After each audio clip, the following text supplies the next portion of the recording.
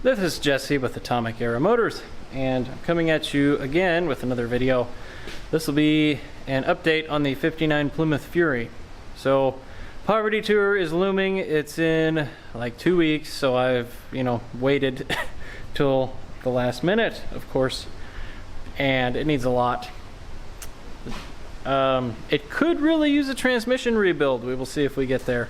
I don't know if that's going to be feasible in time, but I think I trust it enough. It would do it. Anyway, one of the big things the Fury needs, though, is a disc brake conversion. The drums on the front, you remember I rebuilt the 3 contact brakes and they work, but it really needs a upgrade. So a wonderful fan actually sent me the adapters that I need to do that. Of course, there's no readily available disc brake conversion, so these plates will bolt directly to the spindles, and then this is the parts list, and I just got all that stuff ordered, plus a dual circuit disc drum style master cylinder that should bolt right on the car. Let's fire that Fury up and get her pulled in. Yes, this car needs quite a bit.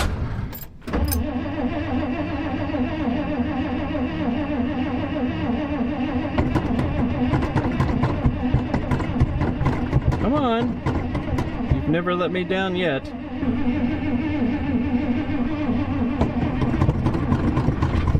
There she goes.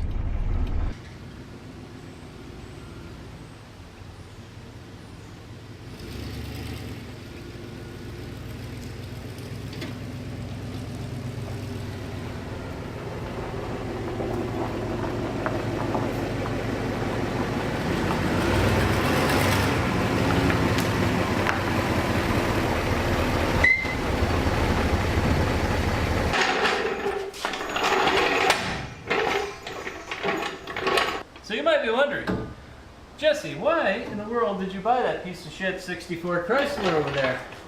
Well, the intentions were to put that big block that's in there with the transmission in this car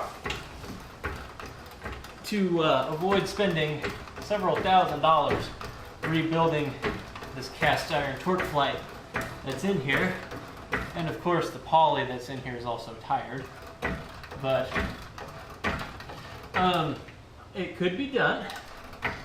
However, the transmissions, I think the motor mounts and everything are the same, because these cars also came with big blocks, but the transmissions are significantly different.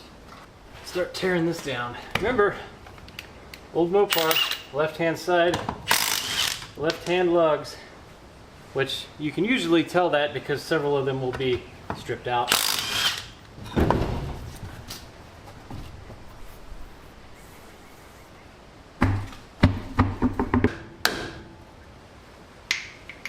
Pull the drum off. My favorite tool for removing gutter pins is still dikes or side cutters, whatever you call them.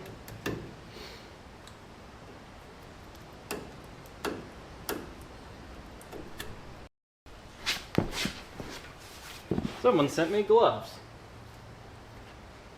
which I'm not so much worried about my hands being dirty. It is annoying sometimes. When you touch wheel bearing grease, then you just get it all over absolutely everything. But I'd like to keep dirt out of these bearings, since while I am removing all of this, I am reusing it. So this is only more fun when you're doing it in the sand. When you drop the bearing 12 times, of course, in the desert. It's just the way it goes. Got that apart. Carefully put the bearings and stuff where they won't get hurt. Well, now I need to remove these 4 backing plate bolts, which of course got some cotter pins. These brakes held up very nicely for, I've put several thousand miles on this car. I mean, it has been my favorite car to drive. So that's also kind of why I was like hesitating to tear it apart, and then I waited till the last minute and screwed myself. Here we are. Come on, get out of there. Oh yes, somebody made sure that all these brake lines were very tight. Oh, that's not very nice. Oh, it's never simple. The worst thing is when you can only blame yourself, too. There. See? Not so bad to cooperate, is it? Hey, maybe I won't even have to put a wrench on this. Get out of there.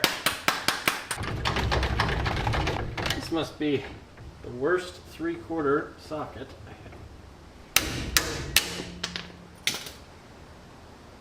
Yes, it is. A very bad 3/4 socket. Oh, well. You didn't see that. Try that with the right size socket, shall we?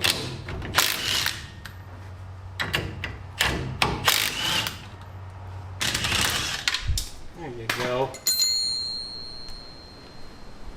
Try to keep all the hardware together that you can.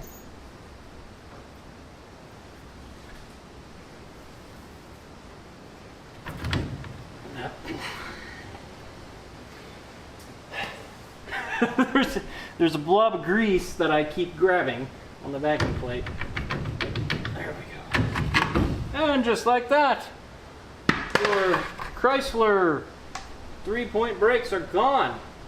So now, I'm going to take this adapter, and this is where you need pictures. So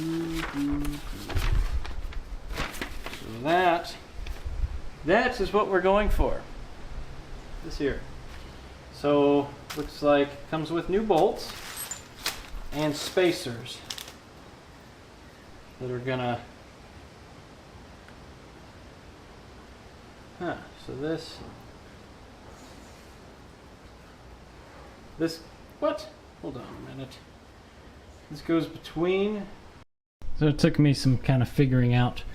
But this is the way it goes. You can see there's a spacer there and then a spacer here, and then I mean it just fits around the spindle, and I mean it's a pretty I mean it took some figure in there to make that, but they're very nice heavy brackets. They're made by AAJ, I guess, which I've never heard of them. I don't know if it's an individual that does it and it's a small company or whatever, but so far we'll see once the rest of the brake parts show up, but so far I kind of like that. Okay, on to the other side. Already don't have the socket I need.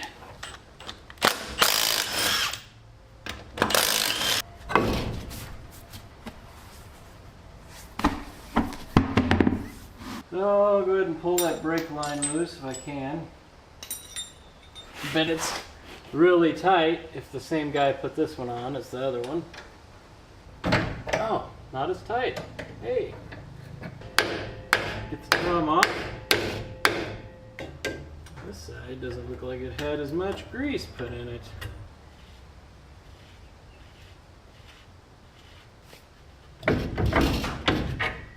Brakes look fine. Absolutely no problems with these.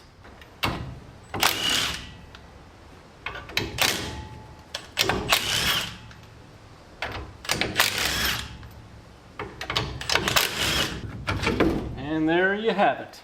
I believe this is a short bolt and spacer on this side. That.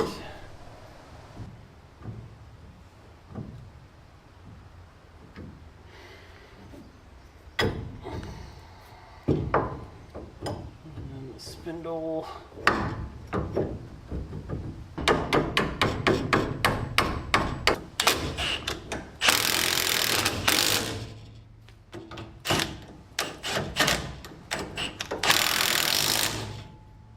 That's as far as I can go right now because I don't have the rest of the brake parts, but yeah. Morning. As you can see, the weather is now terrible, has been for the last 2 days, but back on the fury again, and I've got a whole bunch of parts in stock now. So in order to do this disc brake conversion, the instructions say you need, I believe it's 76 Dodge, I don't know, 76 Dodge car, rotors and hubs, bearings, seals, and then 76 Chevy calipers, pads, and hoses, which these are just like what every universal like hot rod aftermarket caliper is. I think they're called GM metric style calipers or something. These are typically what you get when you do any kind of disc brake conversion or some variation of these calipers. But let's get to need to put bearings and the seals in these hubs. So it looks like they've already got the races pounded in them, which is good.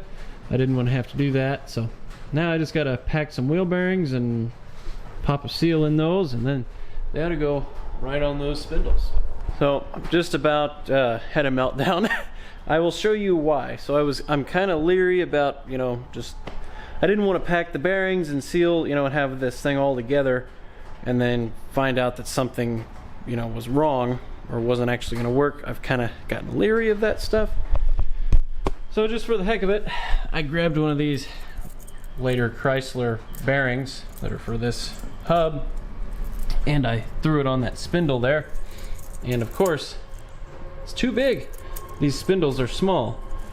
So you'll notice, and I didn't realize this, but I dug through the kit again. I didn't buy this kit. This kit was given to me. I think I mentioned that. So I didn't really know like what all was what, but it came with a pair of these. And I at first wasn't sure what that was. I thought maybe it was some kind of adapter for a dust shield or something.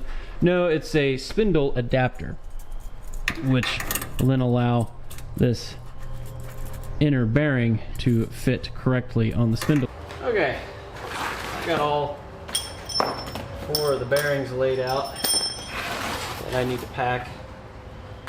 I want to do it now because I pack all my bearings by hand. It's messy, but it's the best way to really get grease into your bearings. I like to take a glob of grease, put it in the palm of my hand, and then just kind of palm these full of grease. Or you can get a glob in your hand and just put the bearing in your hand and squeeze it. But I just want to make sure these are all packed nicely. Okay, so then once you've got them all packed, I like to take a scoop like that, put it inside of the hub from the back. Make sure to put a nice little coat on the race as well. Try to not get it all over the rotor surface unless you want to have to clean that. Then we'll take one of the inner bearings, stick it in there like that. Now we need dust seal. I need something to tap that in like that. All right.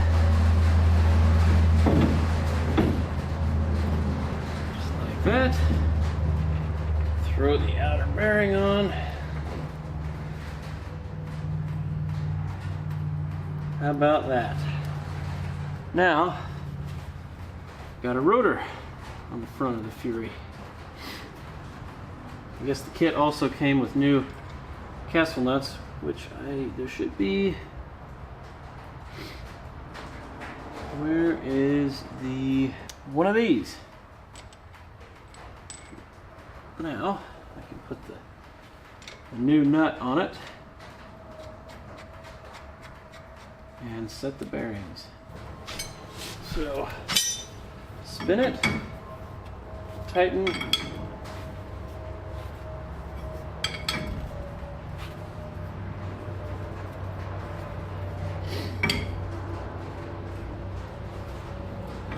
back it off.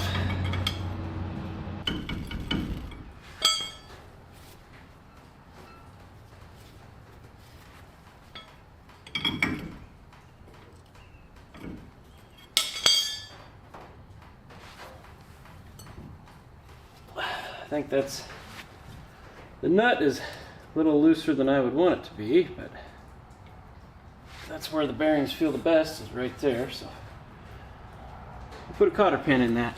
I got these together. Both sides are on. Next thing will be throw the calipers on here like this. That appears to be, that's the way that goes. I'm gonna need the shoes. I'll place the shoes inside the caliper. Oh, you're gonna make, of course, these little sliders have to be slid back. Bolts go through. All right, get the pads kind of in place.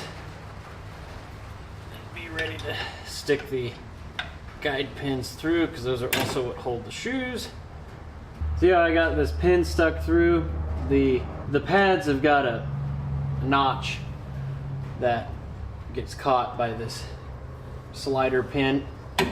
The inner pad does, and then the outer pad, actually the pin goes through it as you thread it into this bracket. I guess that's kind of why these are like the universal caliper. Pretty simple, easy design. I'll just stick these pins through, and then the holes in the back of this bracket are threaded, and it's a 3/8 Allen. Tighten these guys up just like this. I got the caliper on, everything. I went ahead and threw the brake hose on with the banjo bolt, and I initially tried to route the hose up forward, but then that puts it in kind of a weird bind, and then it's going to be rubbing on the knuckle all the time. So they need to be mounted back here, something like this, which will give you enough slack in that hose so that you can, turn this without putting that in any sort of bind. And here's what I've come up with. I need to build a bracket, which is what I needed to do in New Mexico, but even if I had bothered to do it then, it would have been up here. So I need some sheet metal or some thin metal. Nothing, nothing super thin. I found this old fan, which is actually a Chrysler part anyway. I'm gonna lop part of one of these blades off, and then slice it in half, and then bend it at a 90 and drill a hole in it, and then I'll have a little bracket to mount that to. This is what I'm left with, see? Two 90-degree brackets, the right size for the hose to fit through, and then I drilled a few holes in the back of each one so I could mount them. Find a good spot. I'm gonna say probably, I think right about in there.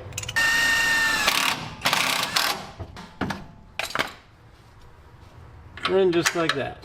That should give me plenty of slack, so when this wheel is full lock to the right, it won't be putting any tension on the hose. I like that. Now I just need to get a little clip or something to hold that hose in place, and then I need to shorten this up. Of course, there's way too much hard line there, and that should seal, and that should be just fine. There we go, hooked up. That is far better than it was before, just loosely hanging over there. So now there's obviously more I need to do to this brake system. The other line is too short, so I could just take a brass connector, connect it to the flare on the opposite end, and then run about another foot of line, but I'm not going to do that. I'm just going to replace that whole line. It's kind of sloppy anyway, the way they ran it, so I'm going to fix that. And there's something else I need to do, which I will show you. This is just your regular old 70s Chrysler disc drum master cylinder, and it's the Bendix style 4-bolt pattern, so it should bolt right to this firewall. This will give me separate circuits for the rear brakes and then the front brakes, of course. So you might be wondering how I'm going to do this. So there's the main line runs off the old master and then goes down here and hits a T. which then of course a line runs off for the back brakes, and then 2 front lines run off to each front wheel.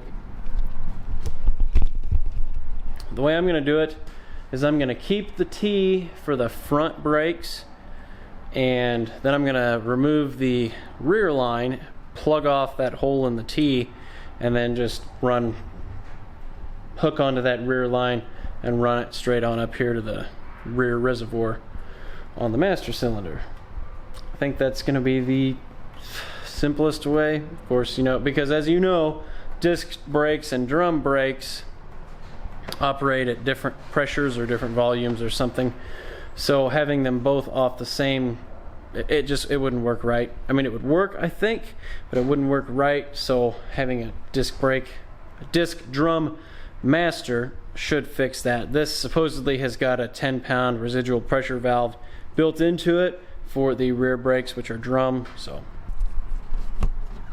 you guys want to know what makes me really happy? When somebody goes ahead and rounds off these brake line tube nuts, so I don't even have to. There. You can see I was able to get the line wrench on there, and I got it broke loose. I just want you guys to kind of understand some of the struggles that happen here between scenes and off camera. So this is the line running the back, obviously, which is very difficult to get to. Well, not convenient anyway. And someone had rounded that off to the point where I couldn't get a line wrench on it. So I went through the wheel well and could just barely, like, I could get the wrench kind of just started on that nut, and I had to climb through the wheel well and use a hammer and a punch and just gently tap that wrench onto that fitting. And that took like 10 minutes. And then, of course, got the wrench on there, and then just had to pray that that would break loose and not round off. And thankfully it did, because when you round it off with a line wrench, you're done. But got it broke loose, and then now, of course, it's stuck on the fitting. And there you have it. The whole point of that was just to plug off that port for the rear line, and then that's the line that feeds the rear brakes. And I'll get a coupler for that, which will then run up to the new master cylinder, which I haven't pulled the old one off yet. Next thing, I'm going to replace this front line that runs, you can see it runs over to the passenger side wheel. The line itself is fine, but it's a little short, and well, you can't really see it from here. I don't like the way, well, actually, if I take some of those kinks out of it, I might be able to make it work. You're not gonna believe this, but I just routed that line a little bit more sensibly and got some of the kinks and bows and weird stuff out of it that were freaking me out. And look, it's like the perfect length to get right where I needed it to be. I know, you can hold the applause till the end of the video, once this is all done, but yeah, it's almost like I'm a professional at doing the least amount of work possible, but still being like that much better than your average hack job. Now, let me go ahead and pull this old master cylinder off. It's actually brand new.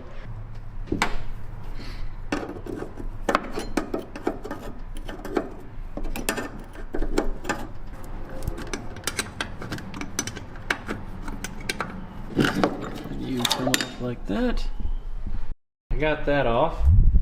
Might as well bench bleed this new one, and it came with these little fittings, I guess, and instructions. So I guess these little guys will fit in the ports, and you can run these lines up into the master cylinder. I've actually, when they used to come with the little plastic plugs, I would drill them out and stick hose in them and bench bleed them that way, but we'll try this. I guess just like that. Then I'll fill both reservoirs.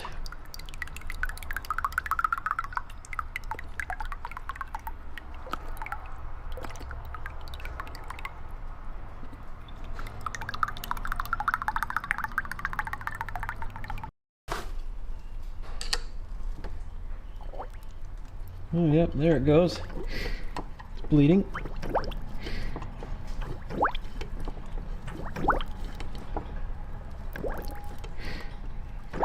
keep doing this till there's no more bubbles. All right, well, that is bled, and I'm just gonna let that sit overnight. And if there's any other bubbles in there, they might work their way out. Now, the reason I can't really do anything else is I'm waiting on one more vital part that will be here tomorrow. And then I can wrap up the brakes. So this is what I was waiting on to finish the brakes. This brass T, and then this brake light pressure switch. The old one, the old master cylinder was threaded 1/8 inch pipe. I believe it was 1/8 inch pipe for one of these pressure switches. The new one's not. So I got a T that's 3/8 24 inverted flare on each end, and then of course pipe threads on the top for that switch. Now this was easier just to buy online, because if you walk into a parts store, most parts stores, and you tell them you need a brass T with 1/8 inch pipe on one side, and then each side needs to be 3/8 24 flare, and you need a brake light pressure switch, they're going to look at you really funny. So, you know, had to wait for this. But anyway, I'm going to throw the master cylinder on. It's been sitting there all night, fluid in it. I just pumped it again. No more bubbles, so throw that bad boy on there. Okay.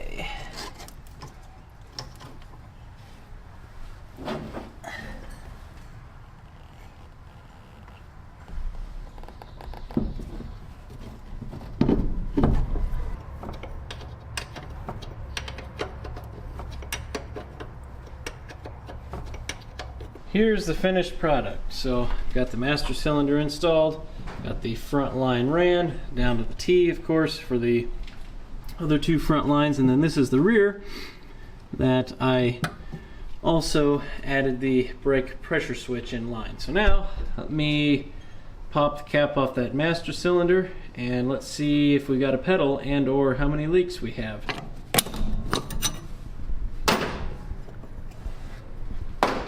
Going to drain this front reservoir quickly because it has to fill those calipers, so it's going to take a lot of fluid.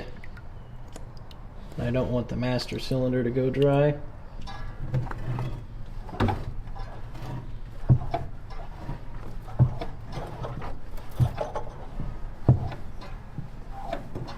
You may have noticed that the brake pedal in this car is ridiculously high, and the reason for that is whenever somebody changed out the original master cylinder, you know, this could have been 50, 60 years ago, the push rod was lost. And I don't know if you know this or not, but on these cars, the master cylinder push rod is locked into the back of the master cylinder.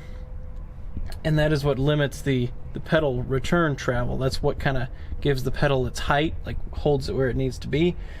And of course that one was lost God knows when for this car, so someone put just a universal one in it, which will work, but that is what makes the pedal travel all the way max, all the way up, and makes it look funny and sit really high. But I just tried to correct it. There's nothing I can do without an original push rod, so I'm stuck with that for now. But the brakes, I looked around, I've been pumping them. You can pump them a bunch and get some pressure. I haven't seen any leaks anywhere. I really need to find some sucker to help me bleed brakes.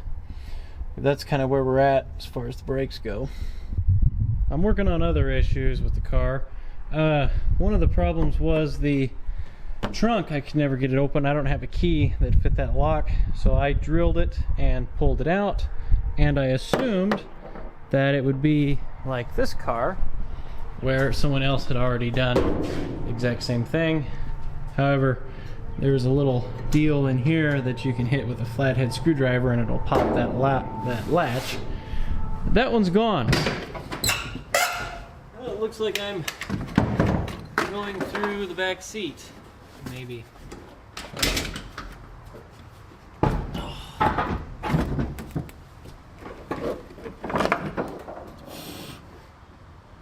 Wow, that's dusty. I don't know if I can fit back there. Great. If I get trapped in the trunk of this car and get stuck, I'm gonna be pissed. What are those? Are those big Phillips screws on the latch? Yes. Alright, let's see if I can fit in here, I guess. Let's take this cushion out. Maybe.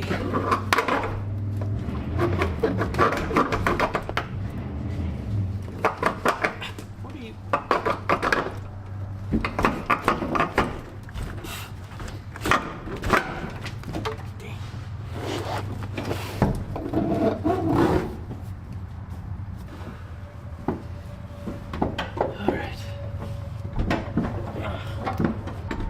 Wow, it is dusty.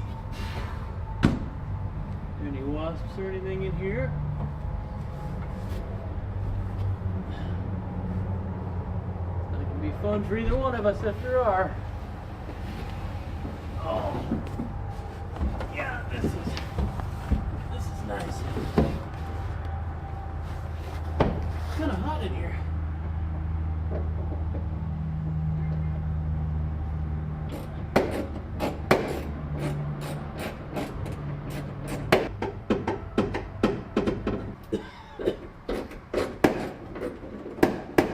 Yes! Haha!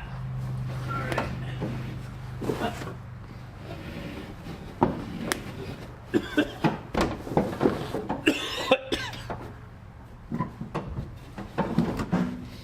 Oh, it's kind of neat to see original trunk pans. That's that neat old Mopar pattern. Another worse taillight housing. Some extra lenses up there. There's some random other moldings, like extra set of grills, which I don't need. On the taillight. This piece be important. Yes, this latch.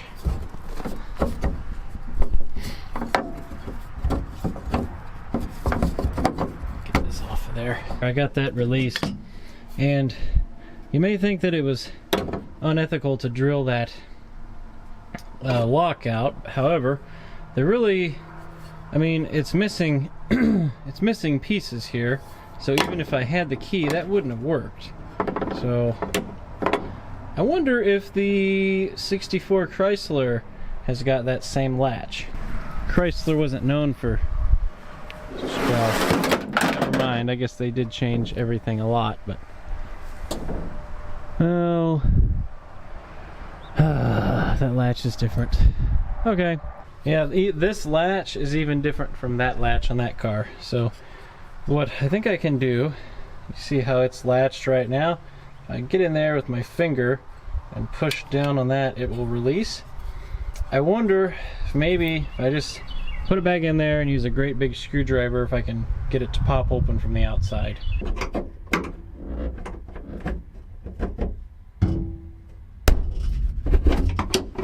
There. Well, that wasn't as easy as I was hoping, but it can be done. That's good enough. We've got bigger fish to fry than making sure, I mean, at least this can be used now. Another fun thing I need to address is this alternator. While it is effective, I'm not really a huge fan of how that's mounted. I don't know if you remember, but we did that the morning after Buff and I spent the night in this car down in southern Missouri, where I got stranded because of the old alternator, and a fan was kind enough to drive down and bring me this one wire to use. Now I do have a proper one wire to put on there, and I will show you what I'm talking about.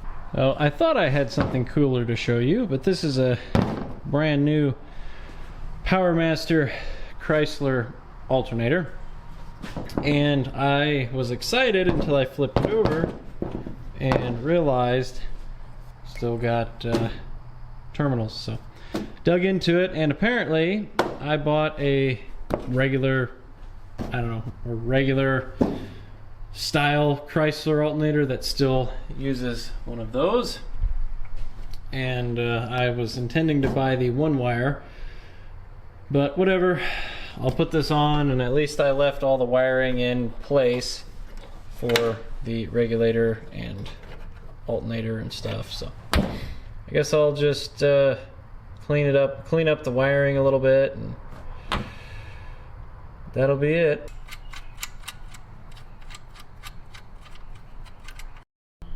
And there you have it.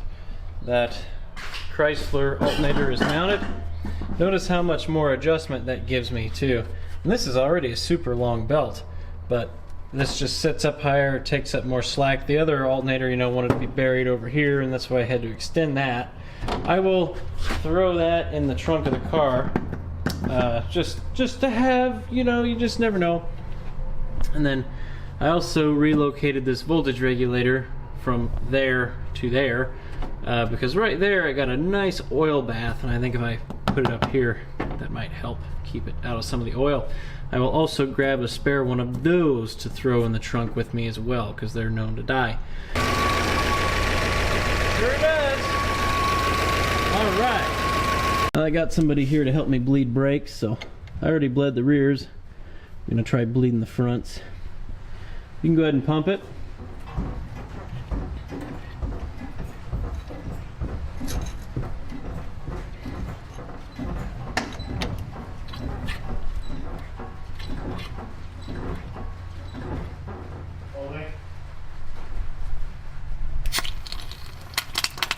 Oh yeah, there's the air. Alright, so the brakes are bled on the Fury. I'm going to throw the front wheels back on it and get this thing on the ground. I want to try driving it, and I want to see how much different this thing is with disc brakes. Only one thing left to do. Let's see how this does with the new brakes. Got a good pedal, seemingly.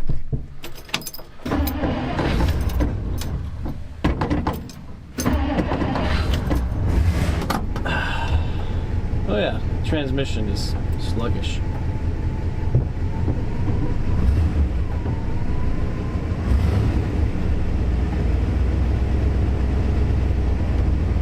We'll go into reverse at some point.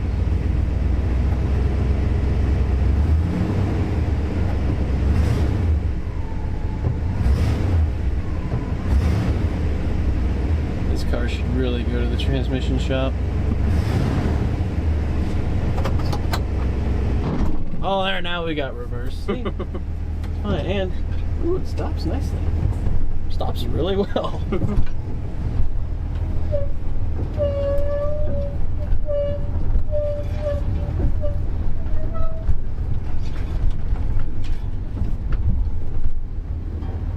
Well, yeah, seems to stop. Better than it did.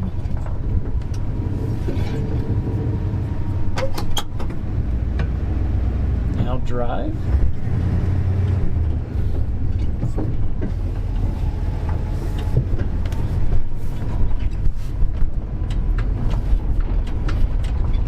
Take this out on the road. What better way to test out brakes than in the rain and pulling off an interstate? The brakes are working excellently though. I'm gonna call this a win. Like how loud the wipers are? Nice. It's been a few days. I've just been kind of putting some miles on the Fury, trying to get it ready to go to a point where I trust it. And yesterday it started doing something really cool.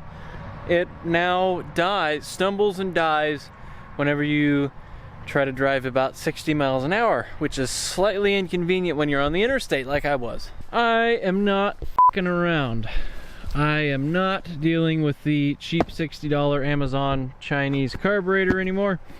This is, I hate to just throw money at things, but this is the route I'm gonna go. Plus, for Poverty Tour, we will be going through lots of different elevation changes, and something that I can actually rejet and tune accordingly is far better. So I ended up with one of these Edelbrock AVS2.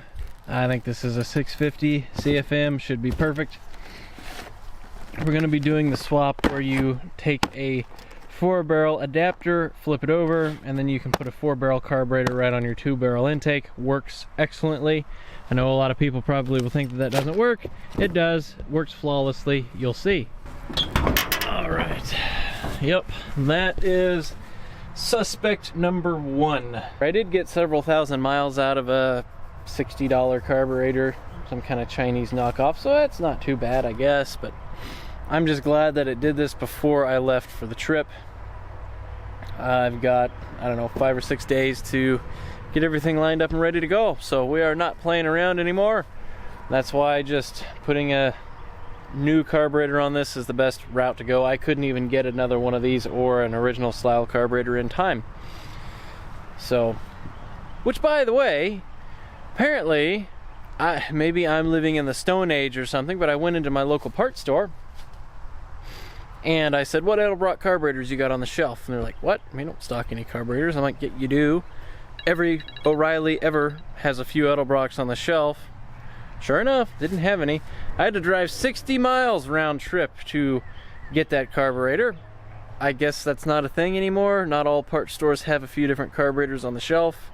So, well, I see this radiator hose is leaking. Let me just tighten that up while I've got a screwdriver in my hand under here. Pull the fuel lines first. Or the fuel line. I'm smart and I don't know if I've got any more 3/8 fuel hose. Probably should have bought some. Get off of there. It's just baked on here.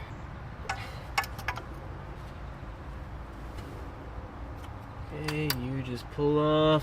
Throttle linkage pulls off. I'm not sure what went wrong with this carburetor. Well, I don't know if it's idle circuit or something. I don't know. The accelerator pump and everything works just fine still. For a while, that was how I was having to drive it, was off the accelerator pump. Which, that's fun. I'm trying to go down the highway.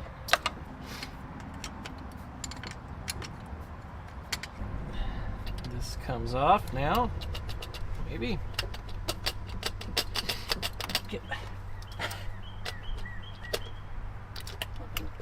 Get off of there.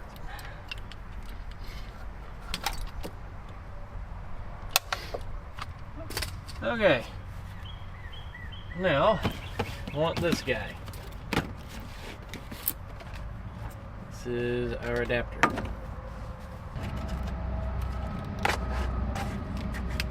So you're given this gasket, which will not work. So I will be reusing the old one, and then you just take your adapter, and that gives you bolts and everything, and you can sit it down there and bolt it down. Now I believe I'm gonna have to, I don't think I can use that gasket that it comes with, but check this out. Guy's gonna go on there just like that, and then we're gonna bolt her down. Okay, the new carb is on. Of course, that didn't go as smoothly as possible, but it is on. Throttle's hooked up, everything's good to go. Let's see if it will start and run.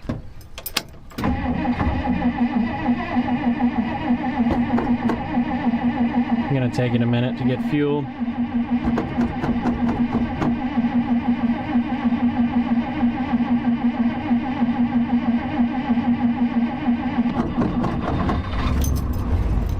There it goes.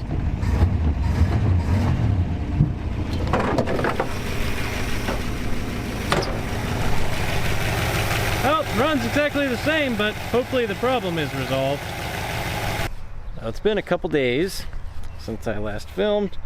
I was putting the carburetor on it then, and put that on it. It did not fix the problem. I also changed the coil, thinking that maybe I did look at the coil, it was the original. I ohmed it out and it was bad. Changed that, and that fixed it, the cutting out and the stalling problem, for about a day. Then yesterday, Dalton and I, you might have saw the Facebook post, we went up to a junkyard about 2 hours north of me, drove the Fury. It was a good endurance run for it, we thought, and it did excellent on the way there.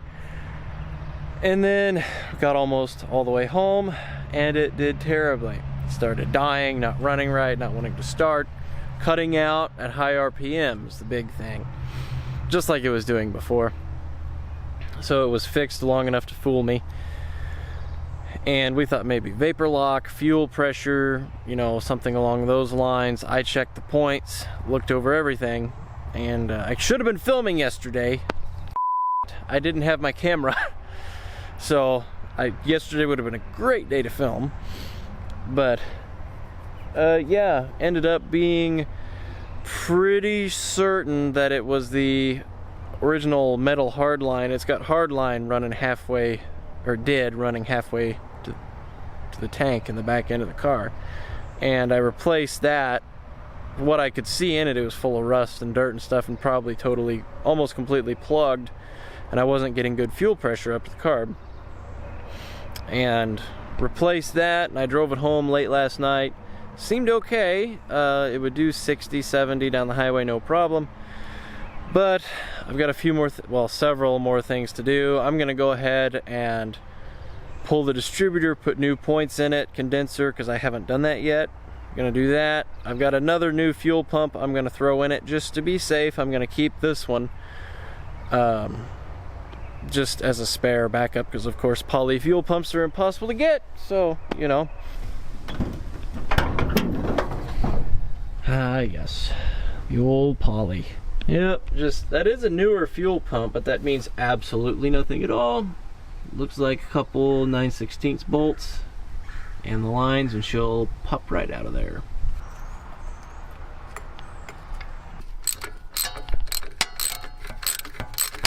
Get you out of there. And goes the new one.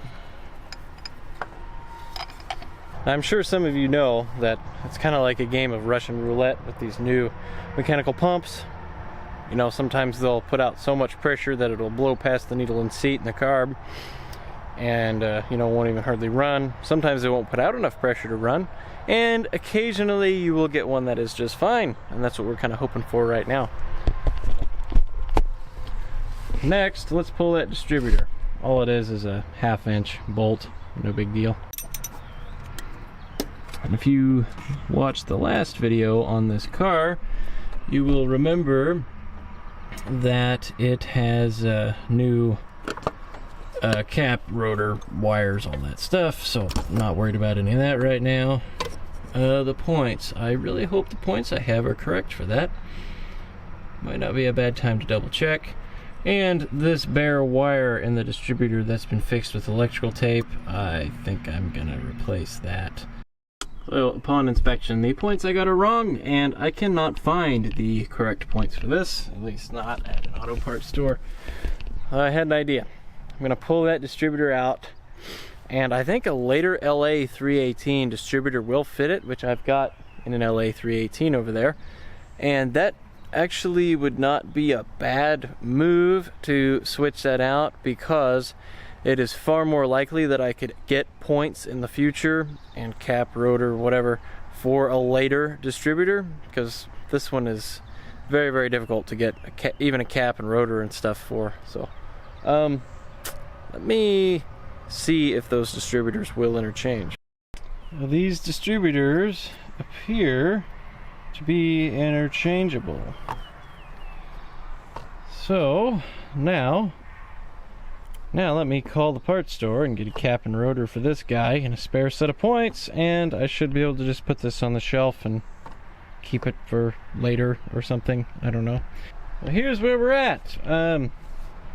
Can't get points, condenser, cap, rotor for that right away.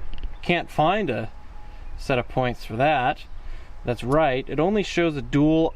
The points that I'm able to get are for a dual point distributor. Well, that is not a dual point distributor.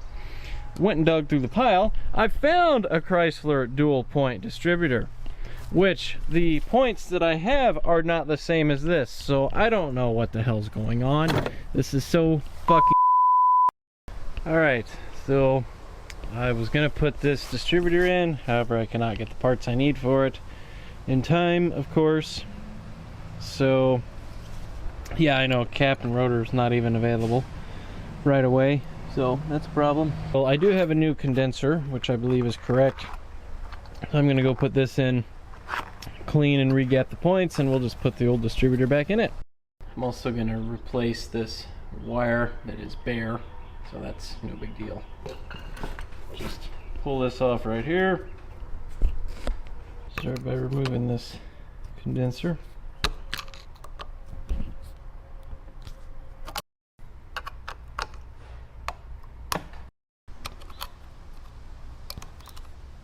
There we go.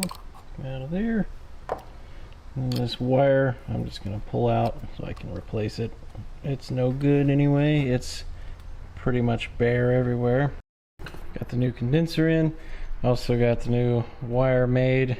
Yes, I know I should use heat shrink connectors out of them right now. And then of course this little hole where the rubber grommet used to be, put a little glob of RTV there to keep this sealed. Next I'm going to file these points a little bit and then adjust them. Now the time's come to gap the points, and I've got this Dodge service manual for 1959. Of course that's going to have the same specs because they came with the polys as well. And we're going to come here to, this is page 81, points gap, clockwise, clockwise, counterclockwise. So they are, I'm going to want 15 to 18 thousandths. So we'll shoot for maybe 17. So I just went to check and see what these are at. This is 22 thou, and this fits in there just fine. So it's little big of a gap. We're gonna find our 15 thou here and may adjust those points accordingly. There we go, that's better. Alright, that's just going to be as good as it's going to get. Get to go back in, and remember, pay attention to which direction your rotor was pointing.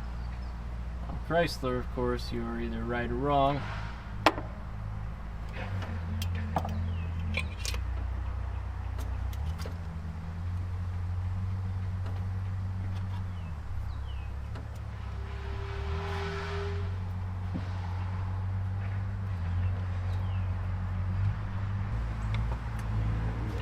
In you go.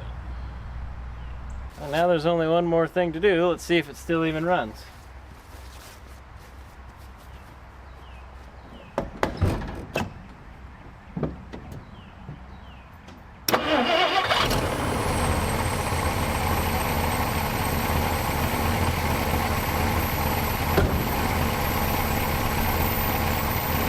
Oh, it sounds really happy.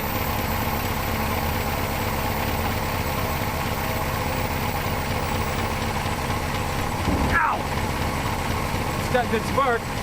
Well, I don't know. It's running. I guess about all I can do is just take it down the road and see if it does the same thing. Dalton and I were all over this thing yesterday trying to figure it out. The other neat thing about this car is the transmission. Oh, it's hot now too. Okay, why are you running hot? We're in reverse, by the way. The transmission is not good. And it's not getting better. But, I don't know. I didn't have time before Poverty Tour to get it fixed. Nor did I have the money, for one thing. It's starting to look more and more like this car is not going to go on Poverty Tour.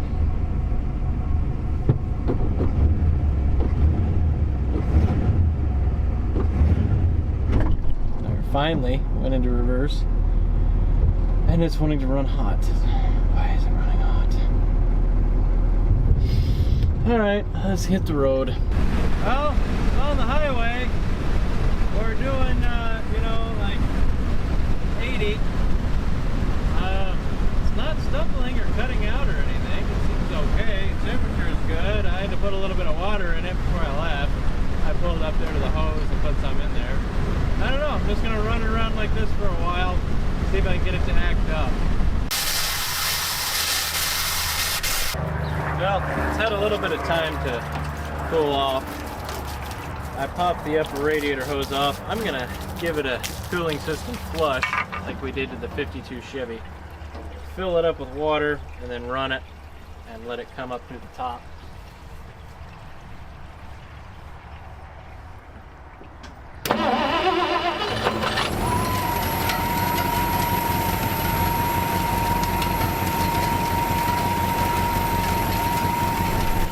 Yeah, what's coming out of there does not look good at all. really not good. Just gonna let that run for a while till it's clean. Pulled the thermostat out of this, and much to my dismay, it is a newer 160, which is exactly what I bought to put in it. So, I don't know. You can tell it's raining now. It's beautiful. It's been a few hours. I finally just had to walk away for a little bit and go inside, have some supper, make a drink, chill. The car's starting to make me mad. Now overheats and it has a vacuum leak, which I'm thinking those might be related. The vacuum leak is due to the carb adapter. I don't know, I've done this on several other cars, Chryslers even, same bolt pattern, same 2-barrel, you know. But I don't know if it's just this specific adapter, this one is a piece of shit, whatever. The holes that they machined out for the studs are too big, like too oblong, and I was worried about it sealing, and now it's not sealing. So I guess I'm just gonna have to put the 2-barrel back on it. But I'm draining the water out of it right now. All it has in it is water. And I'm gonna pull it back in, switch that carburetor back out, I guess.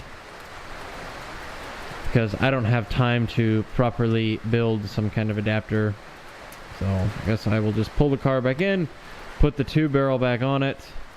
And I'm also gonna put a real temperature gauge on it instead of the factory gauge. So, once it finishes draining water, I'm gonna pull her inside because now that it is raining, I'm not working out there in the rain.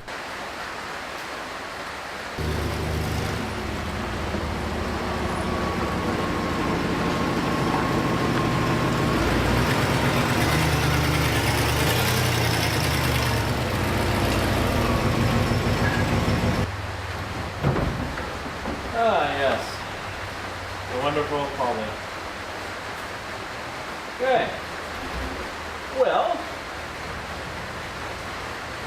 I guess I will start with the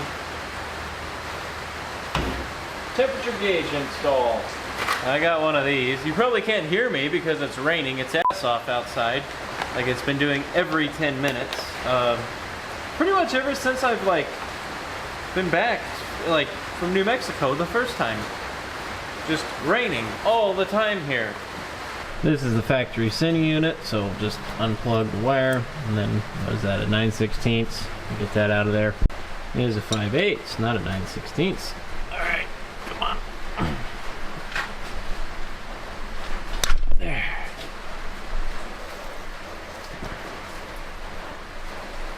Okay.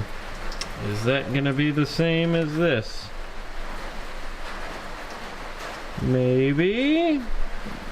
So, in these early Chryslers, I guess, not the big blocks, of course, just the polys, I guess, and not the flatheads either, only the poly. Yeah, these aftermarket gauges are not the same. What is this, 1/4-inch pipe is what this old sending unit is, and this is not. There's a few adapters here, but of course they're not right. So let me go back to town, I guess, and see if I can find something to make this gauge work. One more trip to town, and of course the correct adapter has been found. So let me just install this gauge. So you can hear the Fury's running. I just put water in it. I just put the gauge, installed the gauge, whatever, nothing fancy. Put some water in it, actual antifreeze this time. The vacuum leak I might have fixed, actually. I would really like to not change that carburetor out if I can help it. So where it was leaking around the edge of that adapter, I just took a little smear of RTV, and that might have done it. So we're apparently at 200 degrees. That's not good. Just sitting here idling.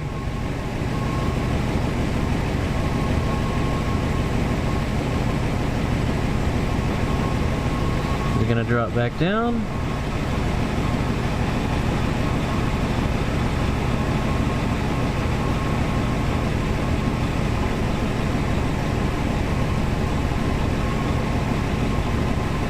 Yeah, it looks like we're down close to 190. The thermostat must have opened.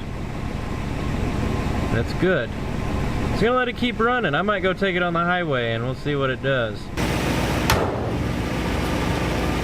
Try this again.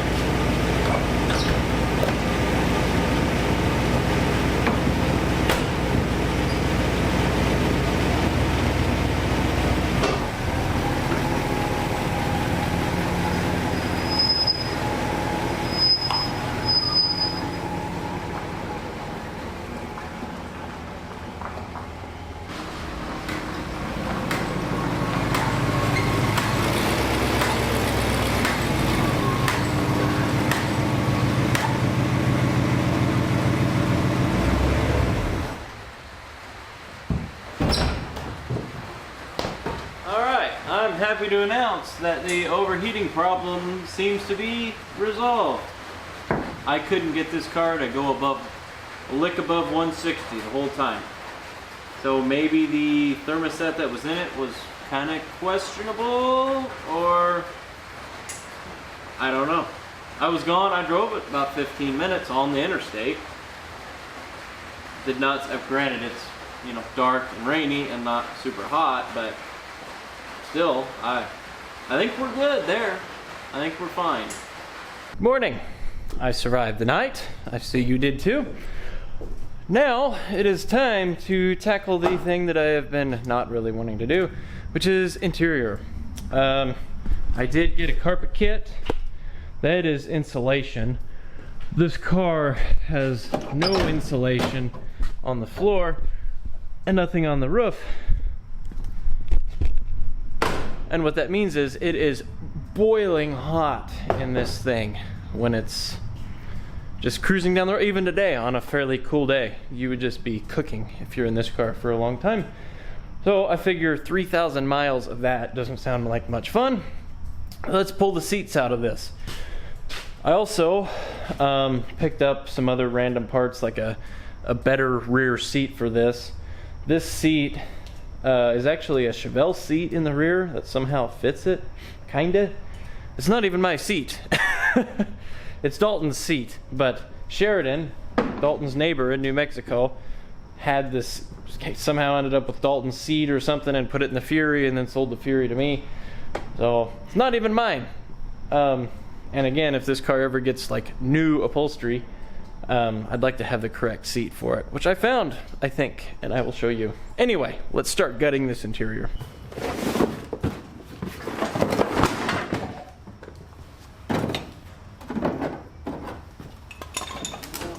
Door handles, window cranks. Oh, that would be handy to put these.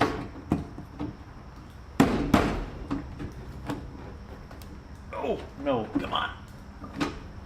Oh. Well, maybe that window just won't ever roll down. Well, this is why I would really like to do something about this seat. It's not incredibly comfortable, believe it or not. I know that's a shocker. How does it come out of here? Looks like a couple half-inch bolts on either side. Oh, studs. Cool, so that means the nut is underneath. I like that about Chryslers.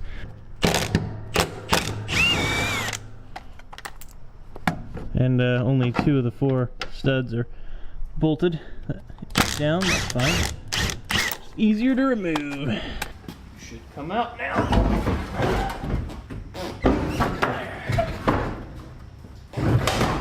Alright. Oh.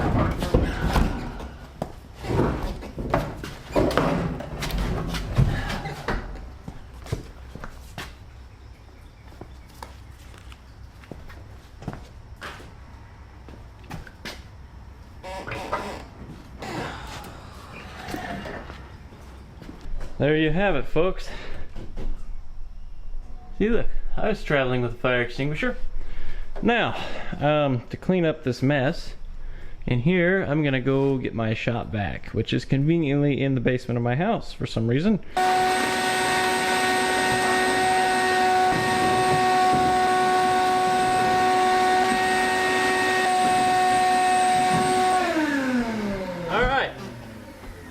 Good enough for the girls we go out with. Okay, so you know how when you have a car that the interior is not perfectly sanitary, you know what you do? You take this boom mat insulation and you put it down all over the remaining dirt, and then you put carpet over it and it's clean. I've actually never used this stuff. I've used stuff similar to it. It's some kind of vibration dampening, sound deadening insulation. Oh good, it's stuck to the inside of the box. Yes, probably good stuff. I'm sure it was incredibly cheap. So I'm just gonna start sticking this down everywhere, and hopefully this will help with some of the engine heat and that sort of thing. That's all I'm doing. Trying to make this car just maybe not 300 degrees inside.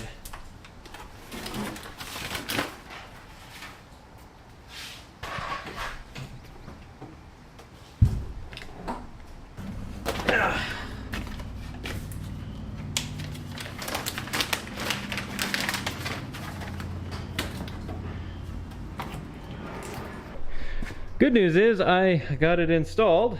Bad news is there's not nearly enough. I thought I bought more than that, but that's going to have to do. I also got my CB antenna ran. It's gonna go under the carpet, so I ran it through the trunk and then through the car. Let me go get the carpet kit. Hopefully it fits. So this is the carpet kit I ordered. It is the only one that I could get in a reasonable amount of time. It is 100% not even remotely for this car. It is for a 4-door 57 Chevy. So we will see if it will fit, or be close enough to fit. It has to. No other options here. There you have it, folks. A 1957 Chevy carpet kit will fit a 59 Plymouth with, I mean, I like had to trim it a little bit in that corner over there, but literally, like, very, very, very little effort. Yeah, I'm happy with that. I guess next I'm going to start putting the sill plates back on so I can clamp this in place, and then I will figure out where the seat holes need to be, and I'll cut some flaps for the studs on the seat, but that's kind of later. I've got a lot to do to that seat over there before it goes back in. The carpet kit is in. I also went ahead and installed the CB I got from Dalton. We did some horse trading. It is a, I'm not sure how old it is, an NOS Johnson CB radio. It was still in the box and everything. Wonder if any of these will have a date. I felt kind of bad opening it, but you know, what's the point of having this if you're not going to use it?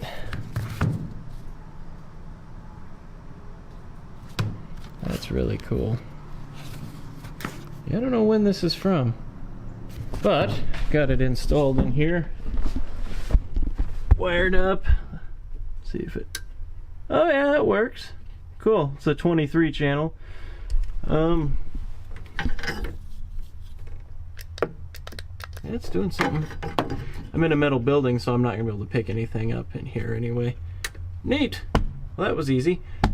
All right, well, I need to run to town to try to find some foam or blankets or something and hog rings to try to fix that seat. So I guess I'm gonna go to my local Walmart and scare some pedestrians in my jumpsuit. I'll be back. Well, I ran all over town looking for blankets and hog ring pliers and hog rings. Can't get hog rings or hog ring pliers around here, apparently. So that's convenient. But I'm going to run to my grandparents' house and they've got some. But I did get some foam, which I'll show you in a little bit, to recover that front seat. But for now, I am going to put these rocker moldings on.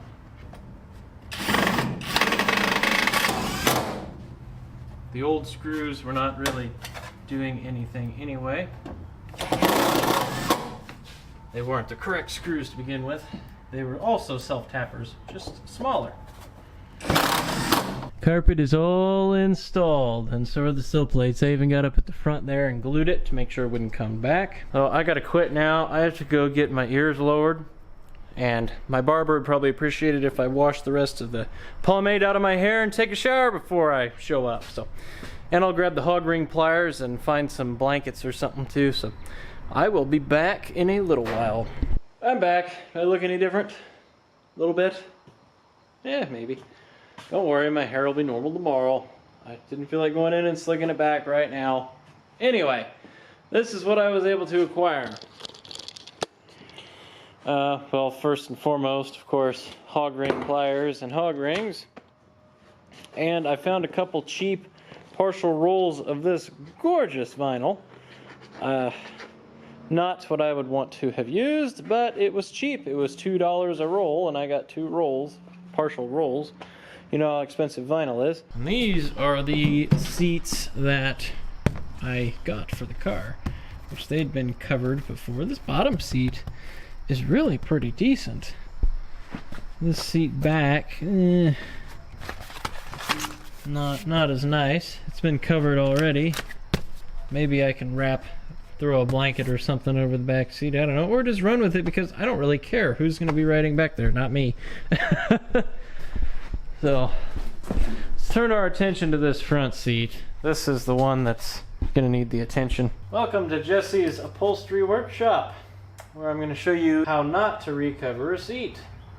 So first I'm going to remove this old cotton that's on the back of this because it's not any good, and plus half of it's missing anyway. So let's just get the rest of this off of there. Yeah, look at everything that just came out of that seat back and landed on the floor. Isn't that lovely? Okay. Gosh. Try to get some more of this cotton out of here. You know how automotive foam is expensive? Well, mattress covers aren't. So, I bought a mattress cover. I can make this work. This is not an instructional video whatsoever, by the way. In case you were getting that impression, I have no idea what I'm doing. So, probably don't do this. All that I am trying to do is make this a little bit better. And the only reason I'm trying to make it a little bit better is because I have to sit in it for 3,000 miles.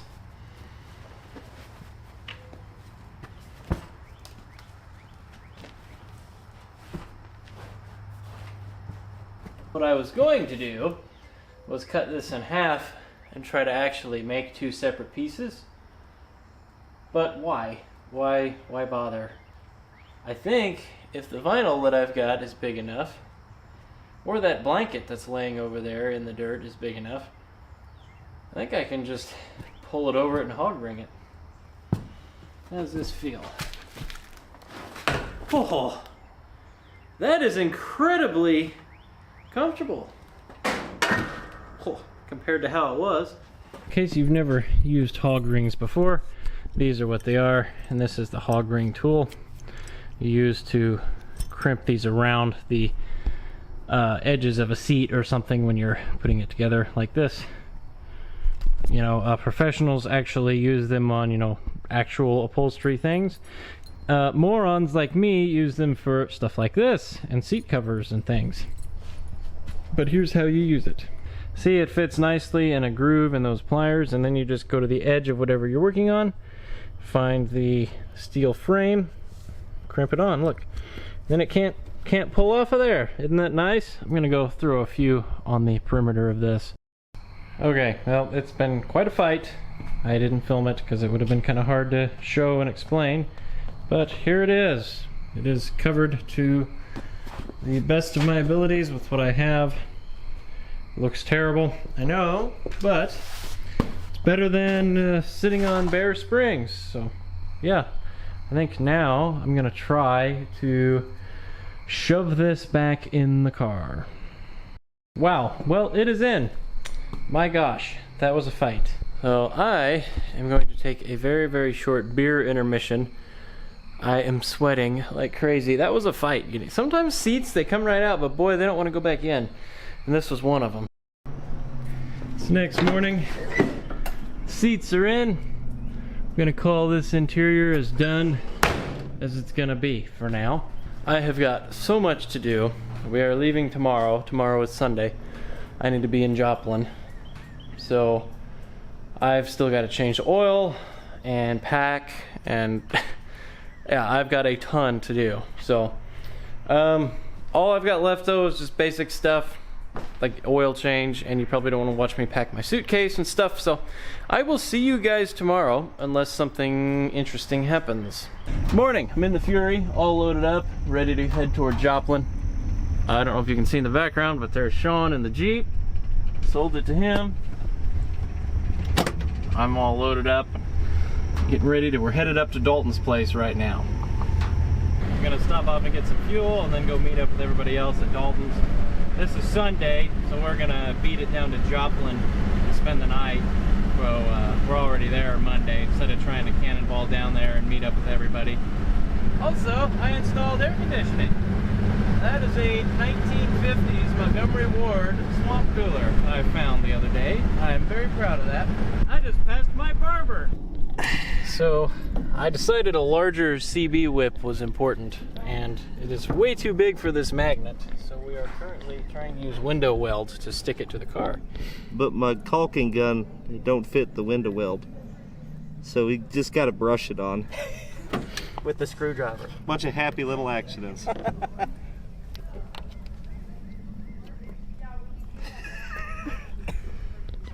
Yeah, stick. I mean, I'd let it dry on the way to Joplin. Yeah. Yeah, it should have plenty of time to fully cure, right? That'll grind right off when it comes time for paint. Mm-hmm. Look at that son of a... Go west, young man. So here at Dalton's, a bunch more people are showing up now. Over there we got Steve, we got Jim, Inevitable Jim over there. Bunch of guys. This is looking good. Steve! Hey! What's going on? Oh, nothing much. How you doing? Great. How's the Malibu? How was it? Oh, it's fantastic. Yeah? Yeah, had a few minor problems. Yeah, lost a shock or line on the air shock, and it buried the ass end and almost ate through the sidewall of the tire. Oh, oh no, I see that. Yeah, that happened in Iowa, and then we have a pretty consistent oil leak. I think it's a valve cover, but Yeah, hey. but it made it here. That's good. So we all just left Dalton's, headed up to get fuel now, and then we are going to Joplin.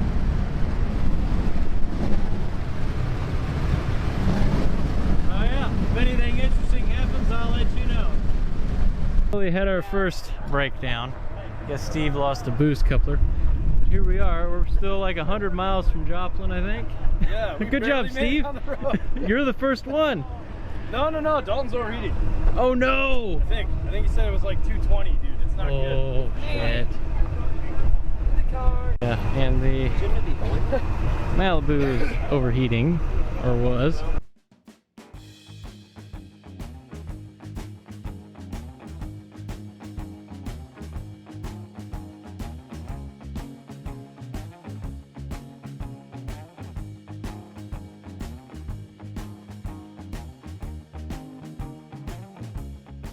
Alright, we've finally made it to Joplin, the hotel.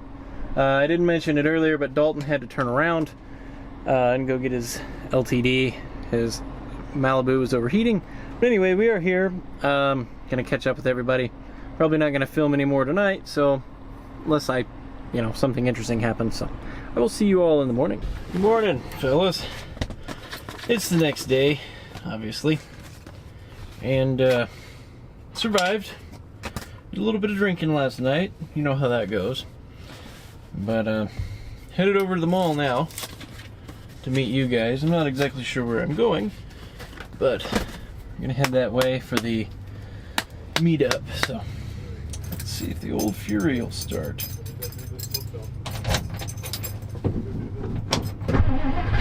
It's not. Yeah, that was not. Pretty good.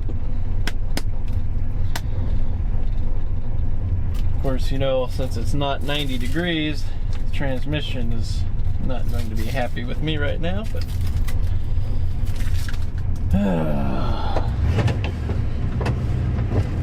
here we go. Transmission dumped like 2 or 3 quarts overnight. That's fine, that's normal.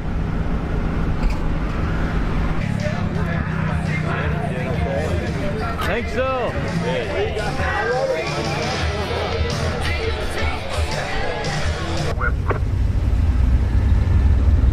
The man's got air conditioning. I think it's cheating.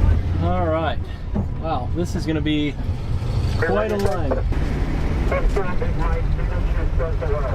This is our first stop for fuel. Since the initial meetup, we have overrun a local Casey's gas station. This is just amazing to see. But yeah, we've got a few more stops. We're going to end up in, I think, Weatherford tonight is the plan. Make a few stops along the way though. Right now we're in Baxter Springs, Kansas. Fury is doing fine other than the massive transmission leak and fuel leak and, you know, all the leaks, but it's fine. Not even gonna worry about it because you know what? It's been exactly the same since I got it. The next stop is Pitcher, Oklahoma. Air conditioning in the car is working quite well. It'll be better when get somewhere where there's no humidity, like out in the desert. But right now it's not bad. I put water in it. So anyway, keep on going. Oh, we stopped in Pitcher, Oklahoma, which is an old kind of a ghost town. Used to be a big lead mining town, I guess, but now we're headed out. I think our next stop is going to be Catoosa, Oklahoma, the Blue Whale. Well, now we're in Bonita, Oklahoma. Stopped for lunch. Had to overwhelm the local Brahms. Had to stop in Verdigris, Oklahoma. Dalton's dad, Pontiac, I guess, had a radiator leak. Oh, I guess we're going to overwhelm this O'Reilly now. So, update on the Fury. Pulled in here to... You got your ears on? Yeah, I do. Alright, so Fury was a little warm. Got to like 205, 210 on the highway. And like 230 when I shut it off. But I topped off the coolant. It was low for some reason.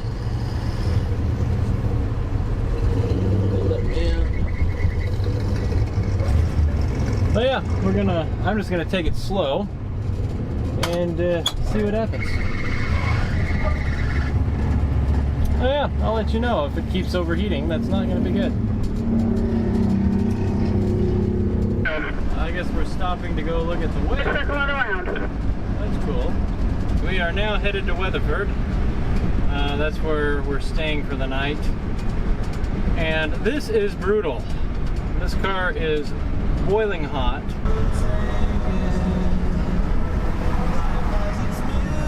Oh, we're stopped just outside of my favorite place, Chandler, Oklahoma. Does that ring a bell?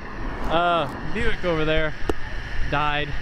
Either got a clogged fuel filter or vapor lock or something, so they're dealing with that. We've got some things to deal with over here. We decided we're going to take 2 lanes all the way to Weatherford from here on out rather than going through Oklahoma City during rush hour, because too much stop and go traffic would end my car. We're hovering right at about 190, 200, and that's running about 55, 60, and I'd like to stay that way. Well, we're back on the road north of Chandler. Got about 130 miles until we get to Weatherford. Me and my group of fellow slow people have opted to not take the interstate anymore. We're gonna just cruise 55, 60, take 2 lanes. Heard there's a massive traffic jam in Oklahoma City. And Oklahoma City is terrible, even when there's not a massive traffic jam. And any stop and go traffic is going to ensure the death of the Fury and probably others. So we're gonna avoid that.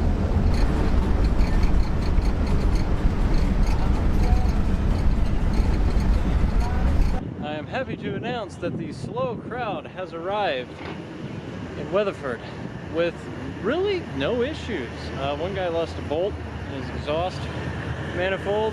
I had to put some coolant in the Fury. Just fine. We have all arrived. Well, not all of us. The The fast crowd is yet to arrive, but the slow crowd has made it.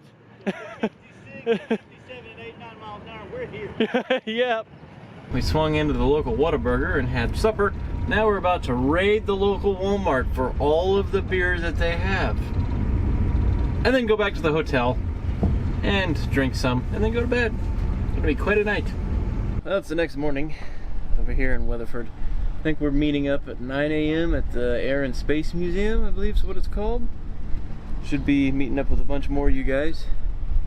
It's gonna be pretty cool. I actually got a little bit more sleep last night than I did the night before. I did not enjoy running on 4 hours of sleep. So, anyway, get headed over there shortly. Alright, well, I am now leaving the hotel. I topped off all the fluids in the Fury, and the antifreeze was low again today. So, I topped that off, and started a mysterious coolant leak. It appears to be a front freeze plug up in front of the motor mount on the block. You will see it because I'm going to probably end up having to change it. So I'm going to the parts store, and I will buy all of their rubber freeze plugs, and looking like I'm gonna probably have to change that. Maybe when we get to where we're going this morning, which is the Space Museum. So, yeah. If the car would go into reverse, I would back out of here. There it goes. So, to the parts store. Several rubber freeze plugs have been acquired. Now to the Air and Space Museum thing.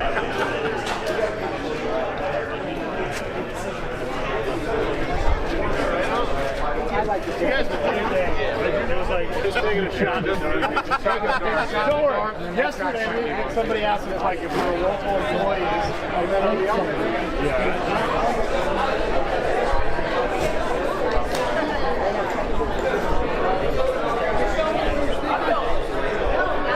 I get a picture with you. I'm just pulling back here to the back of the parking lot. I'm gonna throw a freeze plug in this car real quick. I'd like to do it before we get out on the open road.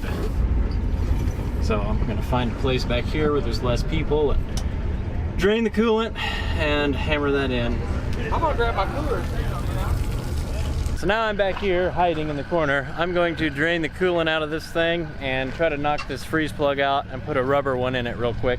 It's the very front one, right in front of that motor mount. That's just dripping enough, and that's where all the coolant was going. So I've got a screwdriver and a hammer. I'm gonna see if I can knock it out of there. I just barely touched this freeze plug and it popped out, and I don't know if you can see that, but nothing's coming out of the block, and it's the water passage is so full of shit that it's I'm gonna have to like chisel it out of the block to be able to put a new freeze plug in there.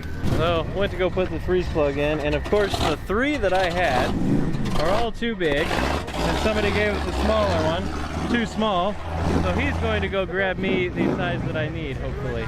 It's the next guy. That's just the way this shit goes, though. Okay, now we're really machining it.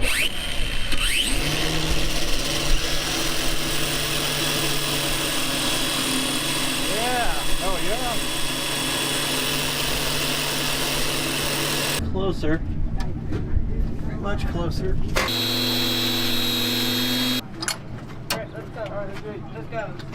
Putting coolant in it, just letting it run. The leak appears to be gone. So now you know how to make a freeze plug fit one of these polys. You just got to machine it down.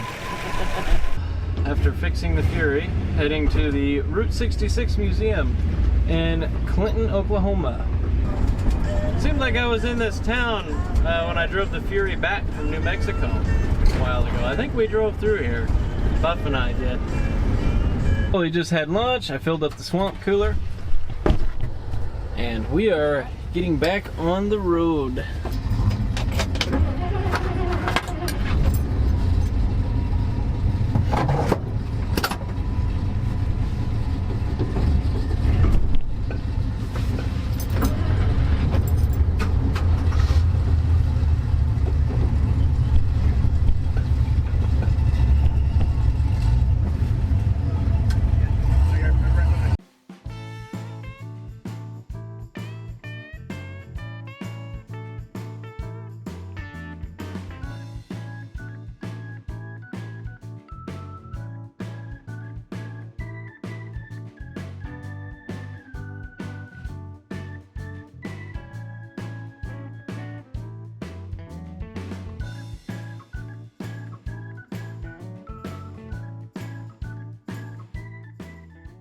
actually swung into this Buc-ee's here in Amarillo. I'm gonna top off with fuel, look over the car, and then we're gonna cannonball on to Tucumcari. This should be our last stop before we get to New Mexico.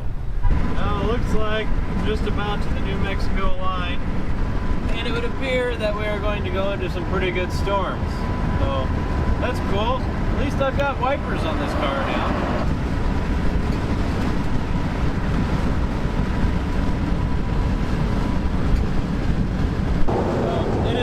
Dark now because of the storm I am actively driving into, but I just want to point out how cool it is that this car is now back in New Mexico a couple months later. Marginally improved even, marginally, but it is so neat to me to be taking this car back to where I got it from. I mean, I'm not going to Alamogordo, but still, Tucumcari.